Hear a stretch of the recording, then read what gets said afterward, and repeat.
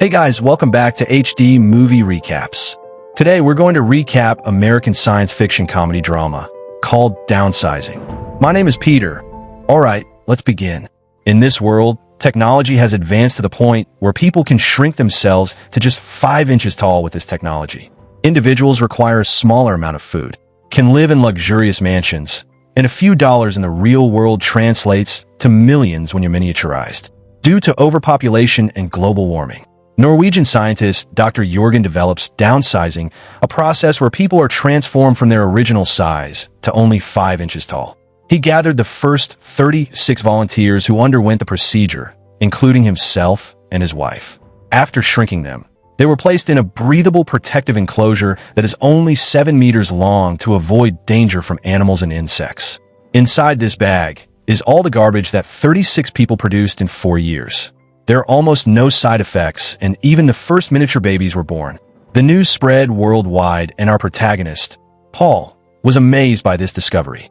When he got home, he quickly informed his mother of the news, and she couldn't believe they could shrink a human to pea size, but not cure her back pain.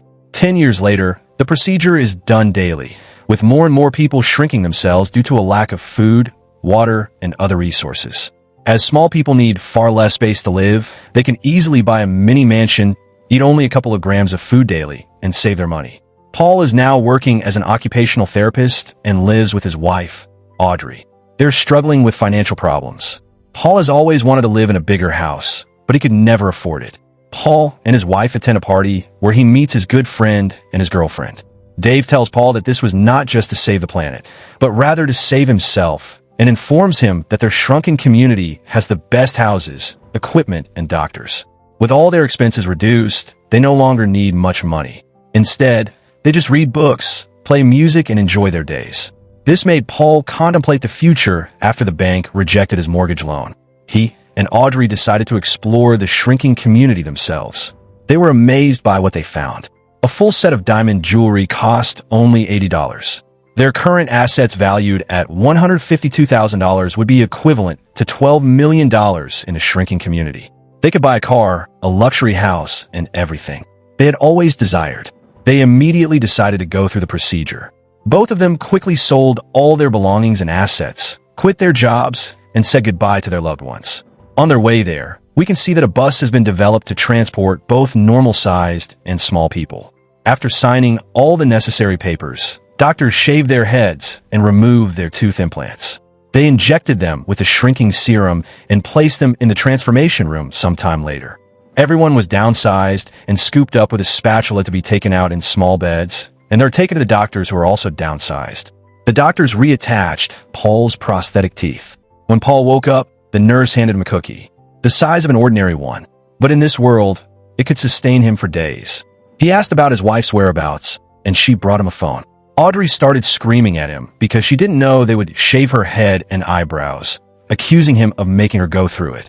Paul became enraged when he realized that Audrey had panicked and decided at the very last moment not to undergo the procedure. They had a heated argument, and now Paul found himself alone in the miniature city on his way to his new home. Paul is devastated because he didn't think he would have to go through this alone. They took him to his luxury mansion, which was probably the size of a potato in the real world. So he is now rich and without his wife. Later that evening, he is watching the news about a Vietnamese lady who is protesting against downsizing treatment. A year later, he has to sign the divorce papers. As Audrey never went through the procedure, she took half of his assets, so he had to move from his mansion to a much smaller apartment. He is currently working as a call operator. After work, he went to a birthday party where he met his friend Dave again. Dave tells him that he hates Audrey for betraying him that way, and Paul comments that downsizing was the biggest mistake of his life. While Dave encourages him to get back on the horse and suggests that single moms are the way to go, as we see him on a date with a woman named Christine, they talk about how this looks like a normal world, except there are no birds or insects. During dinner, Paul began yelling at the neighbors above because the music was too loud. One of his neighbors, Dusan, came downstairs to inform them that all the residents here are friends and politely invited them to join the party. As Paul and Kristen's date was coming to an end, he leaned in to kiss her, but was rejected. Angered and unwilling to hear her explanation, he decided to go to the party. He had the night of his life drinking and chatting with his new friends. He kissed a few random girls and got incredibly drunk. When he woke up, he found himself on the floor of Dixon's apartment. Cleaning lady is there to clean the mess. After party, Doosan started giving him advice on how to make money.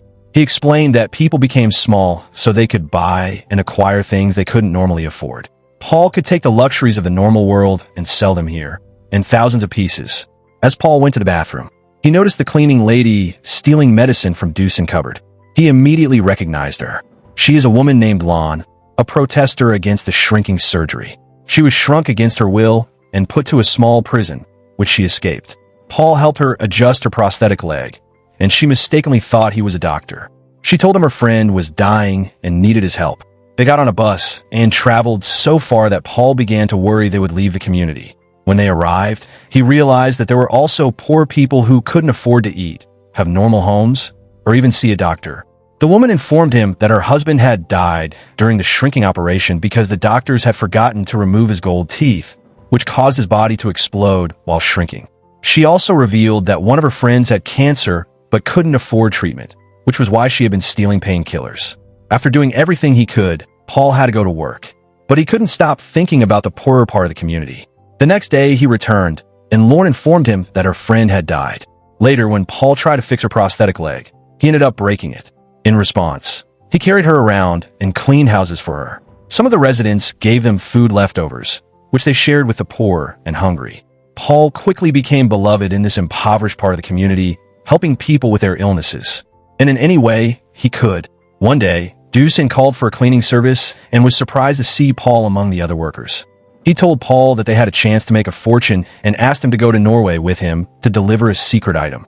Paul agreed, and Captain Conrad would also join them when they informed Lorne that Paul has to go to Norway, to the first colony of the small people where Dr. Jurgen lives. She wanted to go with him. They refused, and she explained that after being forced to shrink, Dr. Jurgen had written her an apology because his invention had been used wrongfully on her, and he invited her to join his colony. However, she couldn't afford the trip. They felt sorry for her and decided to bring her with them. The four of them set off on a long journey aboard Paul's boat. Along the way, they encountered Dr. Jurgen and his wife on their yacht, and he informed them of his terrifying discovery. Humanity faces an uncertain future as the positive feedback loop of Arctic methane emissions is unstoppable and could ultimately lead to the extinction of the human race with deep thoughts of dying. Paul and Lorne shared their feelings before it was too late.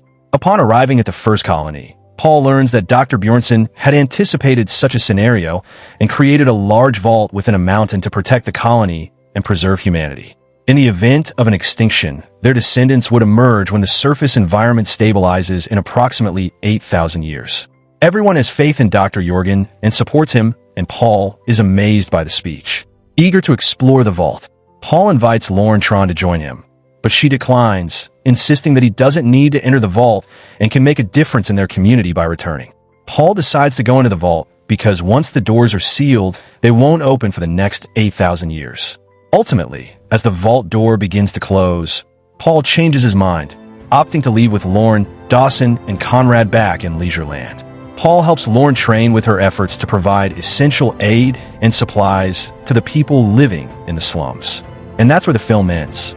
Make sure to subscribe and turn on notifications so you can watch more videos like this. Thanks for watching.